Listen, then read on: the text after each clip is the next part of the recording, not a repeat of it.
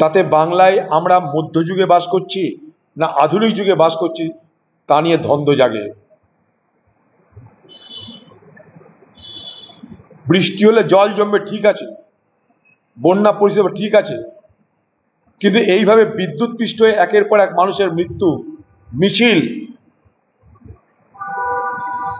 আমাদের সকলকে অবাক করে দিয়েছে এবং এই সরকারের চূড়ান্ত ব্যর্থতাকে, এই সরকারের নগ্ন প্রশাসনকে আজকে মানুষের সামনে প্রকাশ করে দিয়েছে। এই সিইএসসি পশ্চিমবঙ্গে বাণিজ্য করার জন্য কোটি কোটি টাকা তৃণমূল পার্টিকে ঘুষ দেয়, আমি দায়িত্ব নিয়ে বলছি। তাই পশ্চিমবঙ্গ বিদ্যুৎ পর্ষদের তার এক ধরনের রেট, এক ধরনের তার ভাড়া, আর সিএসসি তার এক ধরনের ভাড়া, এক ধরনের রেটটা। তৃণমূল পার্টিকে, তৃণমূল সরকারকে ঘুষ দেওয়ার বিনিময়ে সিএসসি কলকাতার বুকে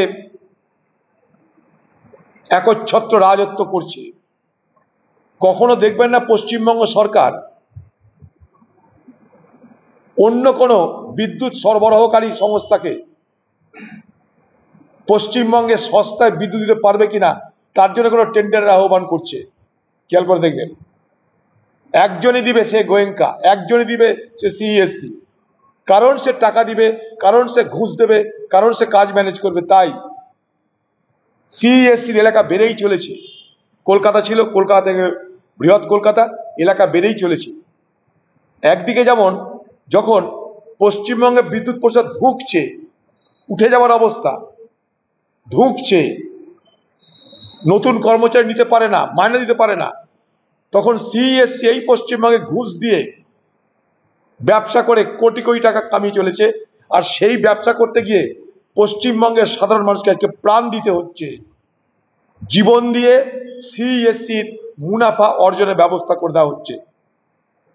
কেন? বিদ্যুৎ পরিষেবা করতে গিয়ে যে সমস্ত নিয়ম নীতি মেনে চলা উচিত সেগুলো মেনে চলছে না, সেগুলো মেনে চলছে না বলে বিদ্যুৎ পৃষ্ঠে মানুষের মৃত্যু হচ্ছে। সিইএসসি জানে এখানে নিয়ম নীতি না মানলে কোনো অসুবিধা নয়, কারণ এখানে পয়সা দেখো, তামাশা দেখো, রাজনীতি। আমি তৃণমূল পার্টিকে পয়সা দিয়ে তবে যা খুশি আমি তাই করব।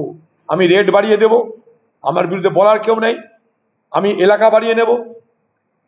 লুট চলছে, লুট বাংলায়, এবং এই সিইএসসি গোয়েঙ্কাদের পয়সা খাচ্ছে তৃণমূল পার্টি, পশ্চিমবঙ্গ সরকারের যারা পরিচালনা করে সেই তৃণমূল পার্টি, তৃণমূলের নেতা, এবং এই সমস্ত কিছু হচ্ছে কিন্তু বাংলার মুখ্যমন্ত্রী মমতা ব্যানার্জির জ্ঞাতসারে।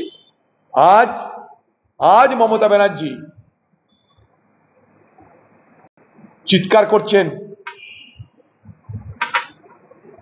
দোষ দেওয়ার চেষ্টা করছেন।